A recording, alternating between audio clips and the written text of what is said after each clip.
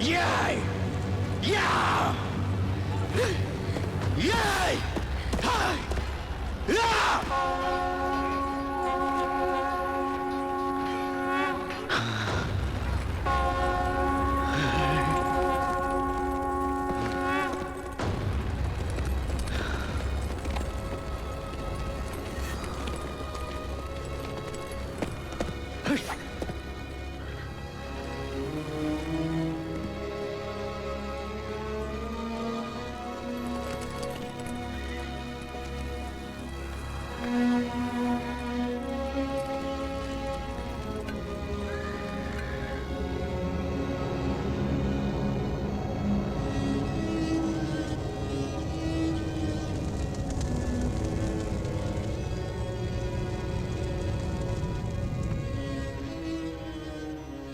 சூழ்ச்சியால தான் வெல்லணும்.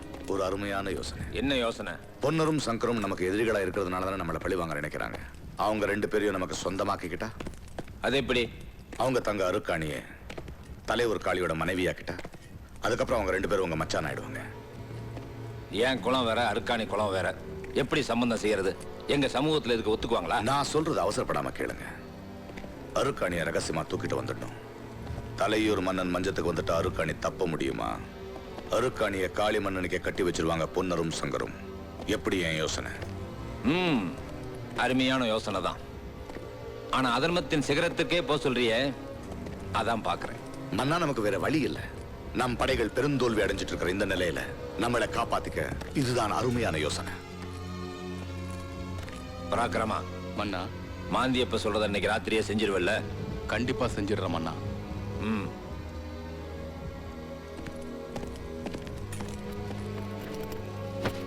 பராக்கிரமா, அரண்மனைக்கு வந்துடுறேன் மன்னா.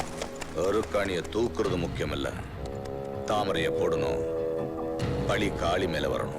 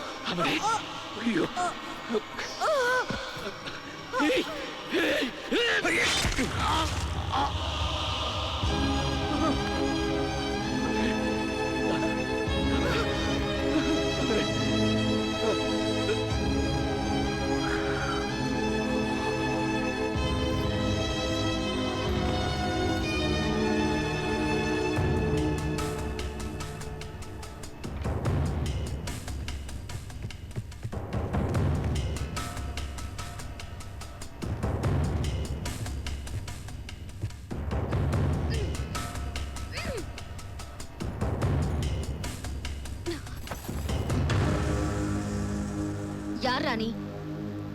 எதுக்காக என்ன கடத்திட்டு வந்திருக்க? தலையூர் காளியோட தலைமை தளபதி பராக்கிரம. உங்க தலையூர் காளி நாடாளுற வேலையை விட்டுட்டு பொண்ணு கடத்துற வேலை எப்ப இருந்து ஆரம்பிச்சாரு? அதிகமா பேசாத. எங்க காளி மன்னரோட ஆணை என்னன்னு தெரியுமா? இந்த கல்கண்ட சுவைக்கணும். அதுக்காக அவரோட கட்டிலறைக்கு நான் உன்னை தூக்கிட்டு போகணும். என்னையா? என் பொணத்தையா? உண்டு காட்டின்னு கேள்விப்பட்டிருக்கியா?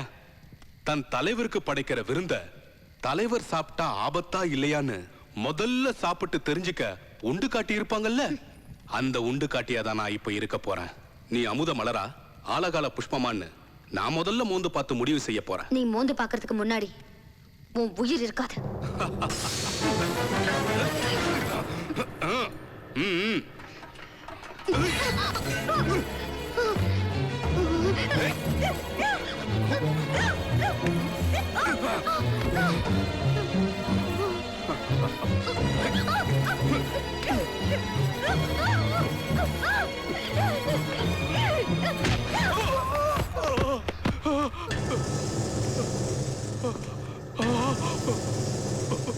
ஓஹோ, ஆண்டவனுக்கு கொண்டு வந்த அமுதத்தை அர்ச்சகரை சுவைச்சு பார்க்க விரும்புறாரா? துரோகி! எவ்வளவு காலமா என்ன சுத்தி இப்படி ஒரு சூழ்ச்சி வலையை பின்னிக்கிட்டு இருக்கீங்க. அந்த வலை இன்னையோட அருந்து தொலை. மன்னிப்பா? பராக்கிரமா! நான் சொன்னது என்ன, நீ செஞ்சது என்ன? உன்ன மாதிரி நேர்மை கட்ட வேலைக்காரங்களால கெட்டது ஏன் பேரு தானே?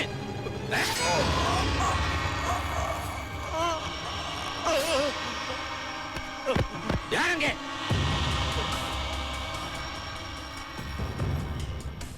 பராக்கிரமனின் அடக்கம் சகல அரசு மரியாதையோட நடக்கட்டும். தலைமை துணை தளபதி இனி போருக்கு தலைமை ஏற்கட்டும்.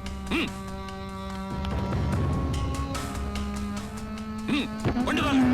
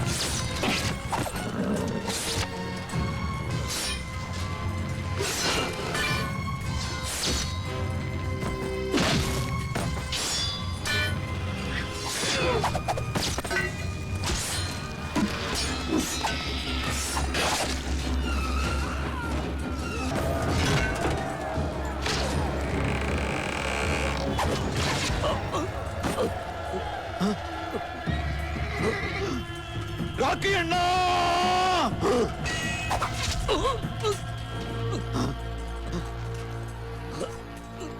ஐயோ!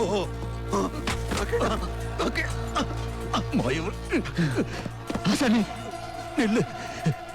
எதிரிகளை அழிச்சு உங்களுக்கு சொந்தமான நாட்டை நீங்க கைப்பற்றணும். இந்த நாட்டு மக்கள் இனிமே நிம்மதியா வாழ்றது உங்க கையில தான் இருக்கு.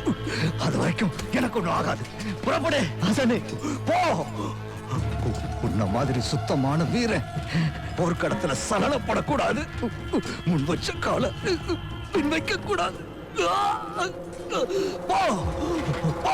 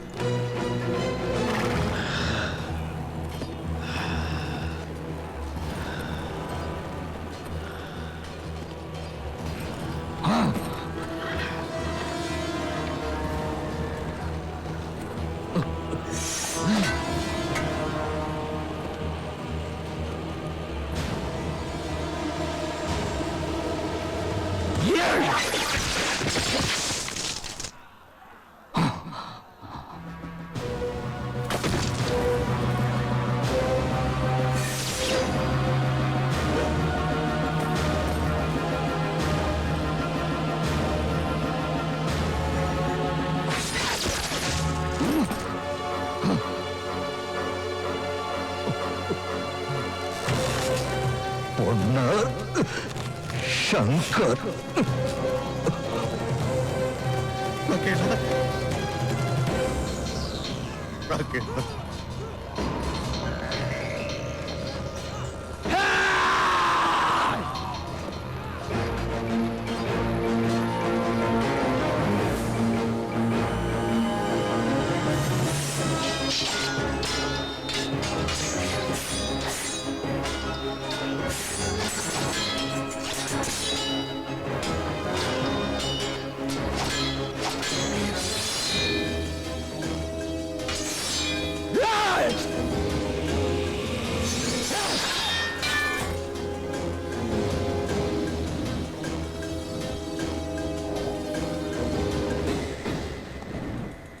பிறப்பாலையும் குணத்தாலையும் நீங்க ரொம்ப உயர்ந்தவர்னு எங்க ஆசான் அடிக்கடி சொல்வாரு. அவருக்கு மாணவரா இருந்த நீங்க எப்படி அதர்மத்துக்கு துணை போனீங்க?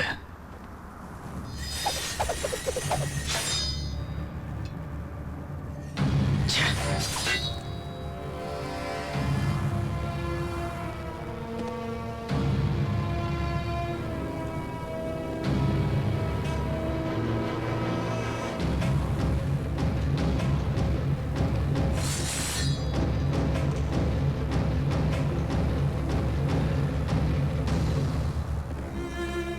மாந்தியப்பன் தன்னோட சுயநலத்துக்காக என்னோட நட்பை தவறா பயன்படுத்திட்டான். என்னைக்குமே தலை குனியாத இந்த தலையூர் காளி இன்னைக்கு தலை குனிஞ்சிட்டான்.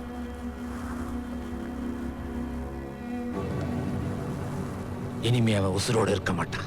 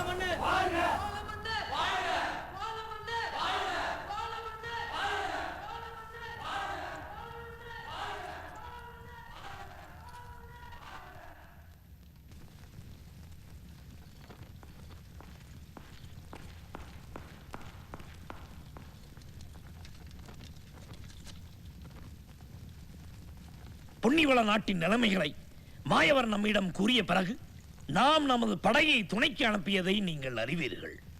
பொன்னரும் சங்கரும் பொன்னிவள நாட்டை மீட்டிருந்தாலும் கூட அதை ஆளுகின்ற பொறுப்புக்கு சோழ நாட்டின் அங்கீகாரம் வேண்டும். அந்த அங்கீகாரத்தை தான் நான் இப்போது வழங்க இருக்கிறேன். இந்த அங்கீகாரத்தில் சோழ அரசின் நிர்வாக பணிகளுக்காக செயல்படும் முறைகளை பின்பற்றி பணிகள் அனைத்தையும் சோழ அரசின் அனுமதி பெற்று நிறைவேற்றுவதோடு உறையூர் அரசருக்கு ஆண்டுதோறும் கப்பமும் கட்டுவோம் என்று சத்தியம் செய்கிறோம். இது என்ன எங்களை அங்கீகரிக்க பட்டயமா இல்ல வளநாட்டை அடிமையாக்க திட்டமா? எழுங்கள்.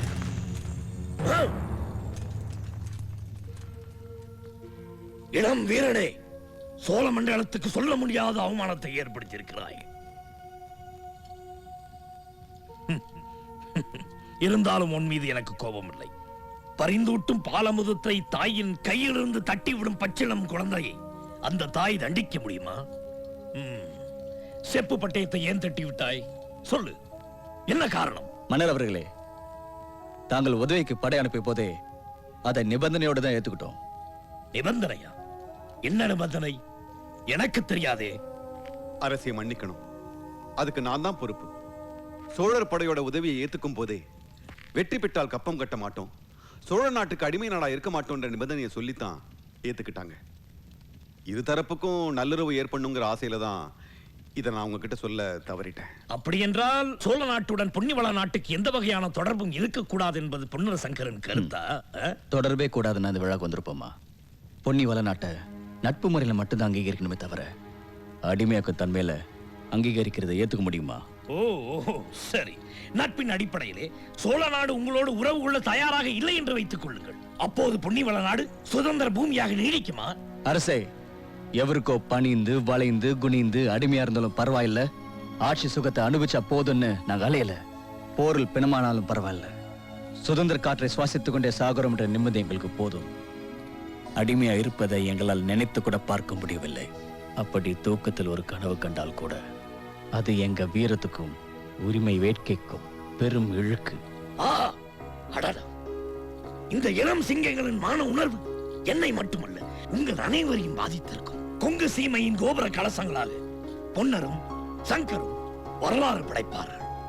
அவர்கள் விரும்புவது போலவே பொன்னிவள நாடு எல்லா உரிமைகளும் பெற்று சோழ நாட்டுக்கு நட்பு நாடாக திகழும்.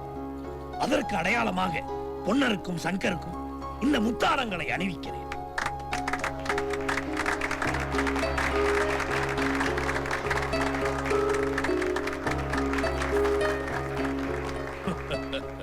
அரசே, இன்னொரு கடமையும் நீங்க நிறைவேற்றணும். என்னது?